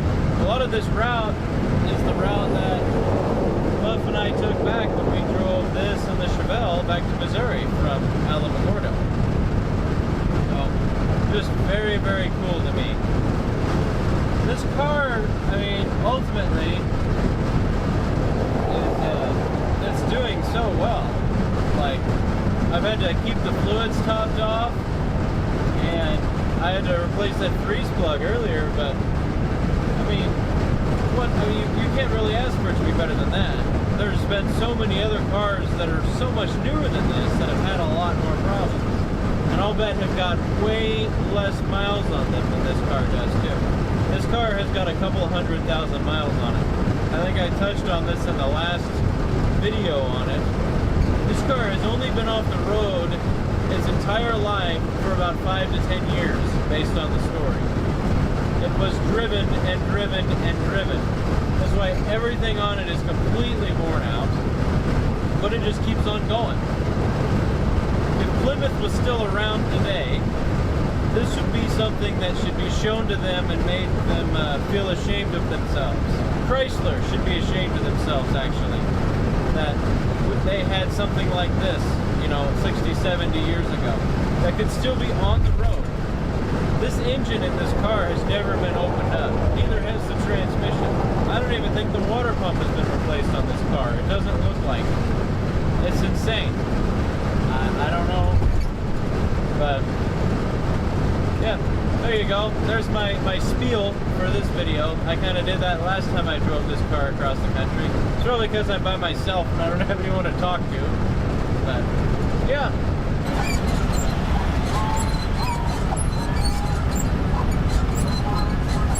So we're at the hotel.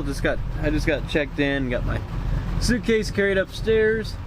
I think I'm gonna go hang out with some of the fellas and some of you guys, drink a few cold beers, chill, and get ready for whatever tomorrow throws at us. I'll see you in the morning. That massive red lake is from the Fury. It leaks a little bit when you park it. Not too bad, right?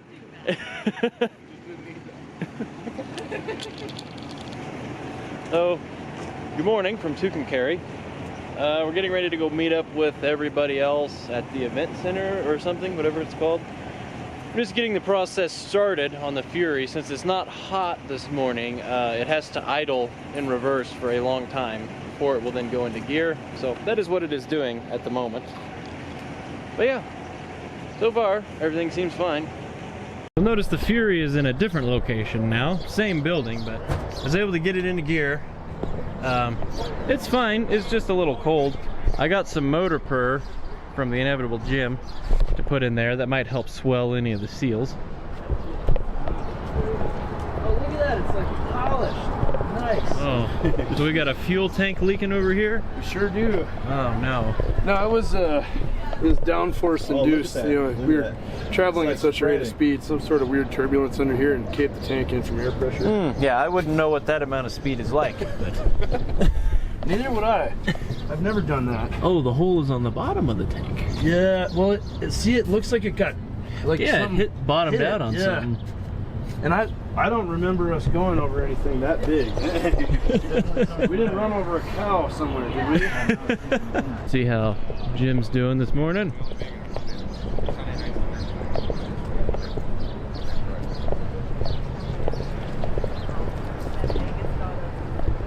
Say hi, Jim. Hey, how you doing, man? Well, if it wasn't cold, it would. This thing's being a trooper. It has been a very, very comfy ride. It floats down the road, soaks up all the bumps like magic, corners like shit. So does that one. It is not a cornering machine. It is a straight line float machine. Parker Lounger on wheels. Yep. It looks like a nice couch, though. Yes, Floats down Pam the road. loves the couch. You float. It's funny, you see these cars in front of you go ba-boom, ba-boom, and we just are like, Just glide down the road. oh, gliding. It's amazing. Well, I haven't seen Dalton yet. Dalton might be dead. They were drinking a lot. Oh, is he in there?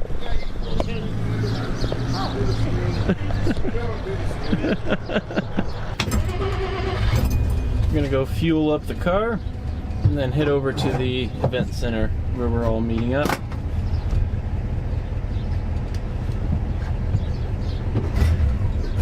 The car will go into gear.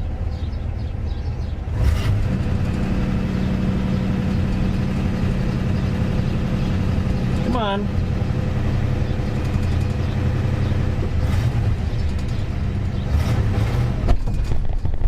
Just drive.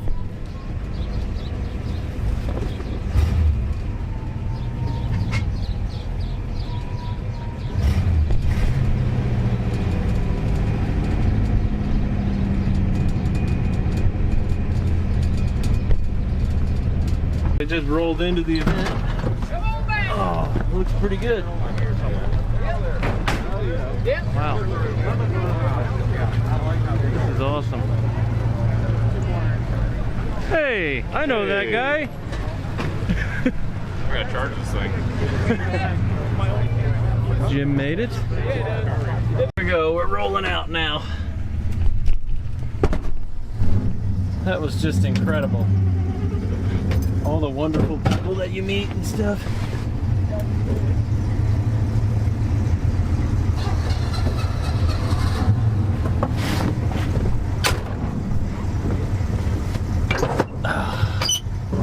I think now a couple of us are going to an abandoned ghost town called Cuervo or something here in New Mexico. Like 30 minutes from here.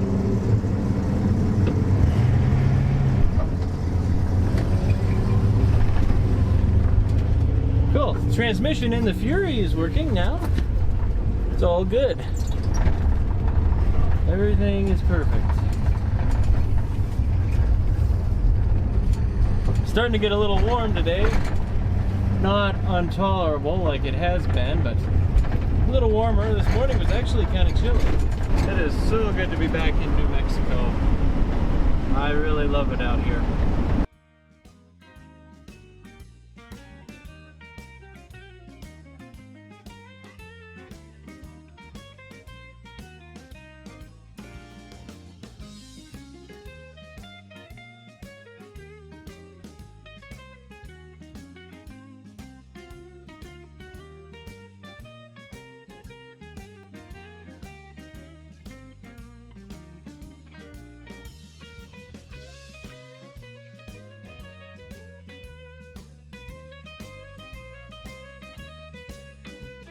Okay, so I just want to reference something I mentioned the last time I drove this car through New Mexico.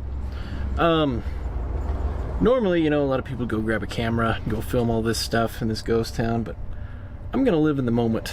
And I know it's kind of hard for me to preach that, doing what I do, but there's also a lot that I do not film, and I do choose to just experience the moment. And there's some things that just can't be captured on camera, and you know, I'm just gonna go walk away from the camera a little bit and experience this. So I will catch you guys in a little bit. I don't remember the name of this town that we're in, but we stopped. Everybody got a bite to eat. Oh look, Mortski's over there. But I walk from over here to the Fury, and look at what I'm greeted with. So in case there's any doubt, you know, as to where the transmission fluid goes, it goes just all over the ground. There is a active, severe leak every time you fill this car up. So you have got to fill it up on the daily basis, pretty much. It goes through several quarts of transmission fluid. Not when you're driving it though, only when you're parked. We're on the road to Gallup now, and I've acquired some passengers. They chose to ride in this over their comfortable air-conditioned Cadillac, so here we go.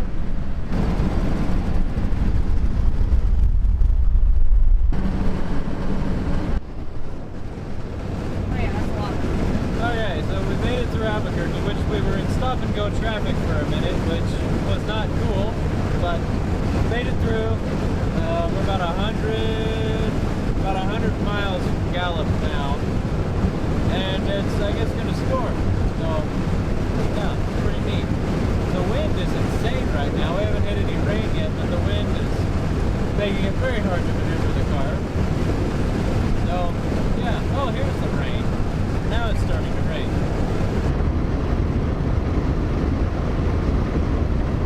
Update, the Fury got a little warm. By a little, I mean a lot. I don't know why. I'm just gonna, you know, once that stops, I'm gonna top it back off with some cool water, some antifreeze, and see what happens. Maybe it doesn't like the elevation.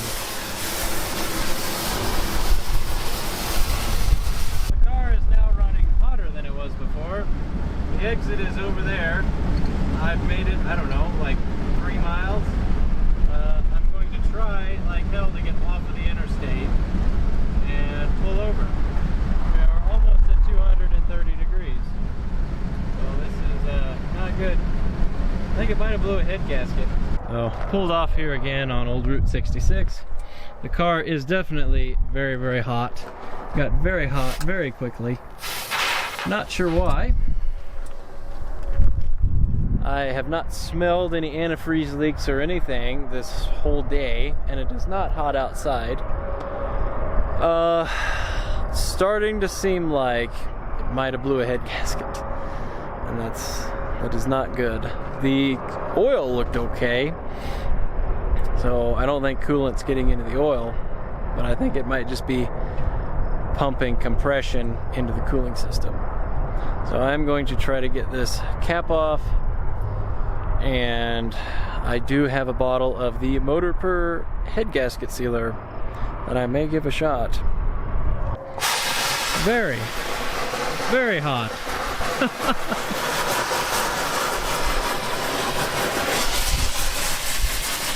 Nice. That's really cool. Just gonna let that kind of simmer down for a minute. We got a whole group out here now. I'm gonna give this stuff a try. This Motor Per Seal Up says it stops leaks in 10 minutes. Head gaskets, all that good shit. Let's see. I'm not sure what else it could be. Yeah, not good. She looks to be a little messy under here. Well, it overheated violently earlier, and I pulled off, and I was 3 gallons low on coolant, and it's not leaking it. Oh! And I topped it back off and made it about 5 miles, and then it hit 240, and I was able to swing off here. Well, just so happens I know where there's a motor for this. Yeah, isn't it close? It's close to one of your cars. Oof, you think 3 gallons will go 20 miles? Oh, I'm sorry, man. Yeah. Did you see my quarter panel? Yes, I am very sorry about that, too. Yeah, what happened? Just take it in stride, right? Yeah. Temperature is coming down. We topped it back off, but there is a suspicious amount of bubbles in the radiator, almost as if it's got a blown head gasket. So there's 11 miles to go. We're staying right around 200 degrees. I am currently driving like 40 miles an hour. We've got to try to get to Gallup, and then from there I guess I can investigate further. I wonder if, I don't know, maybe I can find one of those blown head gasket test kit things and see if that's actually what happened, or maybe the water pump failed, which I have a spare one of those. Head gaskets, on the other hand, though, I'm sure are impossible to get for this. Well, I pulled off here to try to get turned around, and the car is still violently overheating, but it got really loud for some reason. That might be why. Yeah, the muffler's gone. So let me just sawzall that out of there. if I can get to it. Oh yeah, the baling wire and stuff failed. See if I can cut it like here. I'm gonna have to cut it at this crossover.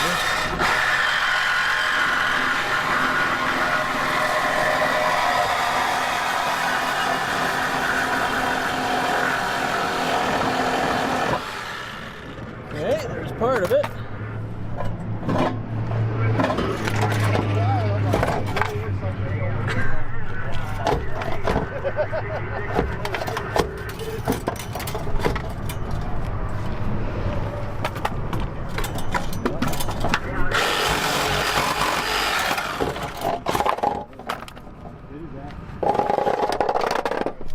Muffler is awfully heavy and very hot. I wonder if the muffler was... The temperature dropped as soon as the exhaust fell off of it.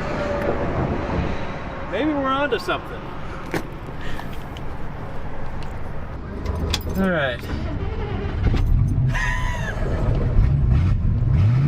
Race car now.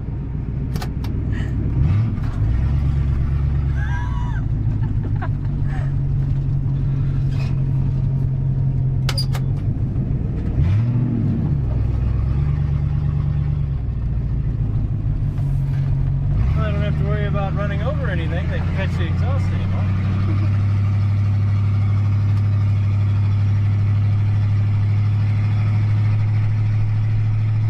Well, we're gonna have to get back on the highway because this road's closed. Yeah. Stopped again. It's like 2:40 right now, so she's very hot. I'm like 5 miles from the hotel. And of course it looks like there's about 1,000 stoplights between here and the hotel. So that's great. I guess I'm gonna just do this, top it off with water, see what happens. Yeah, I don't think the gauge was lying, do you? Oh, I think your gauge is very accurate. Yeah, she's not cool. So I got her topped off with water again, 3 miles from the hotel. I'm gonna run with the cap loose and just see if I can make it there. Probably just gonna go no matter what the temperature gauge says. We're so close. F it, we'll be fine. Well, the temperature is back to 190-ish. We'll see how this goes. All right, you might notice I am now at a different hotel because you can drink at this one and you can't at the other one, and that wasn't gonna fly. So we're currently tearing the Fury apart. Hey, you know, don't change this hose, Jesse. No, the bypass hose is fine. Oh, okay. I promise. Look, it's still pliable.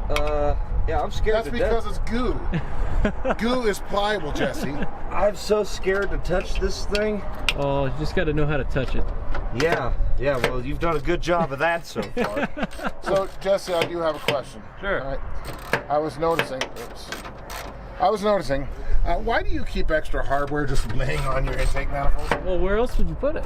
Okay, just clarify. I mean, that is carburetor hardware, so But I mean... that has been there since the beginning of the trip. Yes, it has been. Okay, I'm just curious. Yeah, oh yeah. Well, whip it, damage it. Oh yeah, this definitely looks flushed, Jesse. Oh my God. Oh yeah, I flushed it. That's all water, by the way, ladies and gentlemen. Well, and sediment and Rust. and Jesse. What? Look at all that shit. I flushed it several times, actually. A garden hose doesn't count. I flushed the toilet this morning too. It doesn't mean it all went down. I had to flush it 3 times earlier. Yes. What am I holding? Well, let's get the fan out of the way, otherwise we're just going to bust our ass on loosen that. Why? The belt, because I can't. It's in the way. It won't be. Maybe it. Once you get that on both of them, Yeah. it should. In front of that pump. It's not bad. That water pump's not even bad. There's nothing wrong with this pump. There's nothing wrong with the bearing in this pump. The bearing. The That bearing, doesn't mean but we there's an don't. impeller. We can't see the impeller though, right? We actually could. Well, yeah. Maybe. Yes, we can. No, we can't. Okay, hold on. I Yeah, could no, you're not going to be able to see the impeller. Oh. Let me see that. Can you believe that? You know, if it wasn't a Chrysler, that wouldn't have happened. If it wasn't a Chrysler, we wouldn't be working on it. That is great. Skill, Hell yeah. baby. Skill. You'll learn, Sensei. Wait, no, I'm Sensei. You will learn the ways of the senior technician. We are here to pass our knowledge on to you, young grasshopper. Jesse, we found a unattended garden hose. An unattended garden hose right by the pool. Let's We are going to flush the radiator. okay, let's take care of that Where'd radiator. that pipe go?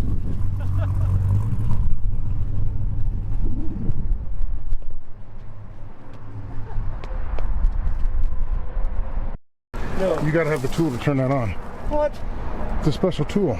So to keep people from you like doing it. It's just a square here. You need something square to screw that. Quick, get in there. I got light.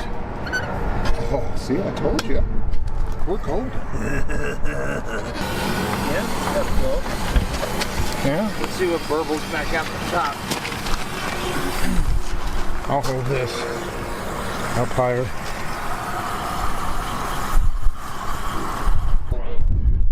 Propeller spinning. It looks like shit. Yeah, there's nothing wrong with it. Propeller though. Son of a It does bitch. look like crap, but it's not. See, I told you it was fine. wasn't spinning. That looks like hell. I told you. I grew up. I had big hands. You know, like garbage. now would be the optimum time to flush the block. How's the block? Dude's cramming down. I gutted the thermostat. Gutted, not removed. Yes.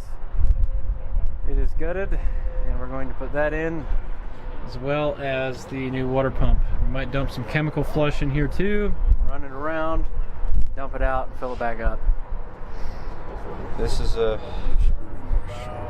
hopeless. Oh, I mean, Yeah. yeah. Yeah, hopeless is pretty much the term. We're now putting water in it. It is all back together. We will see if it's made any improvement at all. And it's going to run like absolute Perfection. perfection. Hang on. We'll rev it up, then we'll fill it.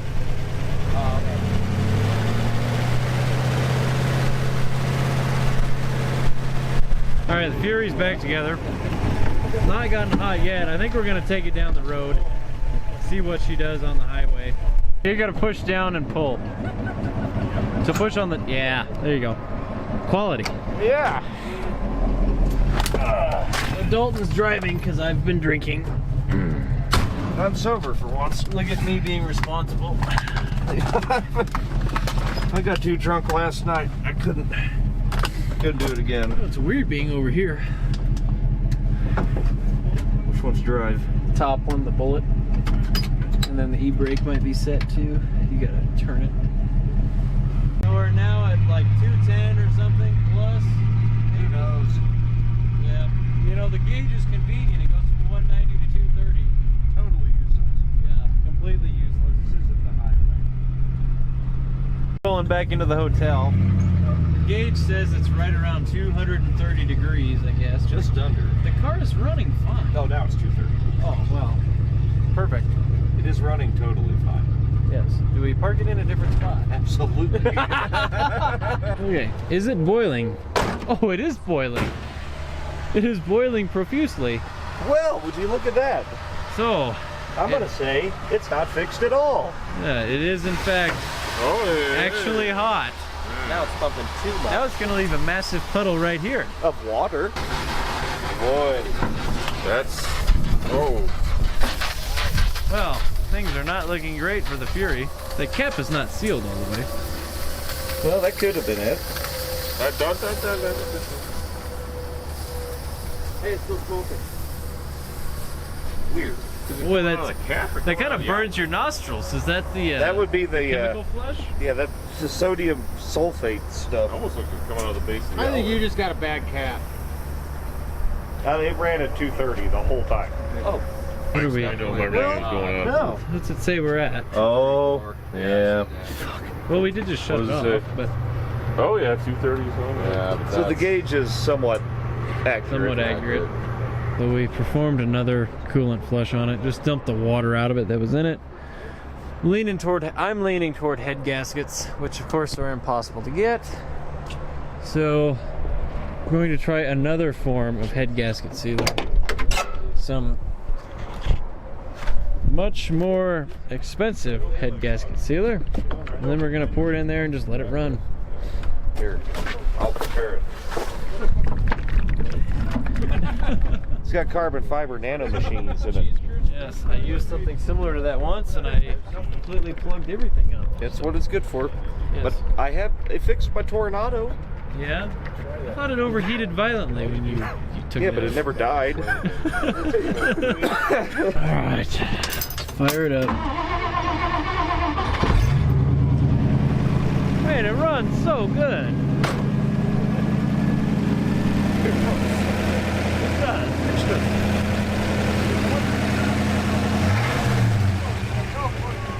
Wrong way. Yeah, the throttle return is not perfect anymore. When you guys pulled back up and turned around, I'm like, little do you guys know, there's nobody actually driving that car. But remember the Tornado. I poured 2 jugs of that into that. So you're and saying it literally fixed it. Are you saying we need another jug? Maybe. Oh, well, you already put one in. Well, yeah. One in the crack case. Like $900 for that shit. It is all stop leaks. By the time this is done, there is no water in it. Is it building in excessive? Oh, it's not even that pressurized anymore. What is this? 13? I think it's 15. 15. It's higher pressure. Oh, that's better for it. I mean, it's old. Yeah. So it's not a full Seals. 15 anymore. It does seal. The other one I don't think was sealing. It's probably 13, 12 maybe. This radiator cap is like, you know, a week or two old. Yeah. Wonder what our temperature's sitting at now. That's just steam. Oh, we're only at like, we're only approaching 190 already. Only. Only. 190, that's nothing. I will let you know how this goes. Okay, good morning from Gallup. I don't know if the Fury's good to go or not. I'm gonna do a few little things. I'm gonna check for vacuum leaks. I'm gonna advance the timing a little bit. Just anything I can do to maybe help it out some. Good morning, Steve. Morning. What do you think? It's all fixed, right? We poured a bottle of goo in it last night, and it's going to magically be fixed. Yeah, if it is a head gasket or a radiator or anything, yeah. Any leaks should now be gone. Yeah, permanently. Permanently. You essentially filled the block with concrete. Yeah. That's an old school racing trick, don't you know? It runs so good for there to be something majorly wrong. Are you kidding me? It fires right up. The amount of puking this thing was doing last night, I didn't think that'd be possible.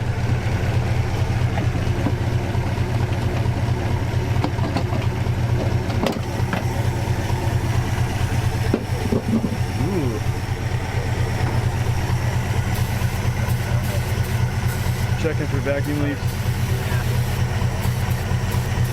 I don't see anything. No, I don't hear anything either.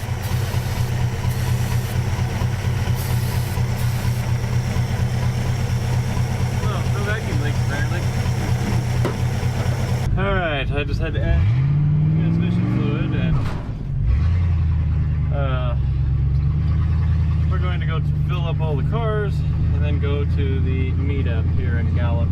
I'm gonna see what the Fury does, if it's gonna try to be nice or if it's gonna keep doing what it's doing. I did advance the timing about as far as I could possibly go,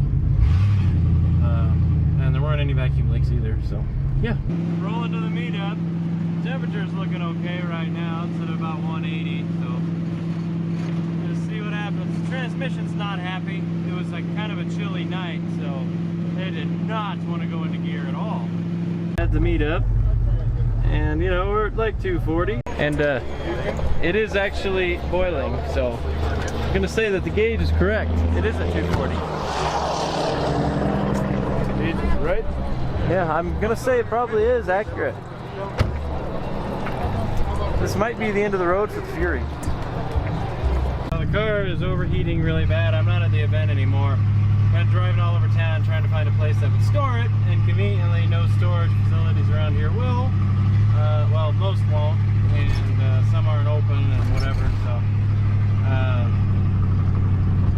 found an RV place and they said they will store it for me. Trying to get it to a storage place. Got a few more miles. Just dropped under 230 though. We were rocking about 230, 240. Couldn't find an engine. I put out some feelers. Couldn't find an engine.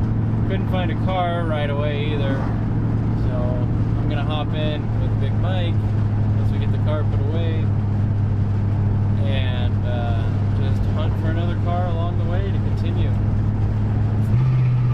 It's not how I wanted this to end. It was doing very well up until yesterday. I mean, in the freeze plug issue, but that was nothing. Just can't get head gaskets. Can't find a motor. I would have, if I could have found a motor here in Gallup or somewhere, I'd have jammed it in there and would have lost about a day, but it'd have been worth it to finish this in this car. I don't know. It sucks. Yeah, keep on going. Okay, well, the Fury is at an undisclosed location, being stored until I can come back for it, I guess, with an engine and transmission. So, thank you so much for watching. I am going to go continue the tour, and I will be searching along the way for a new ride. So, thank you so much. Please like, subscribe. Anything you can do to help support me, I appreciate it. I'm gonna kind of need it with this one, so thank you guys. Goodbye, Fury. I will see you someday soon.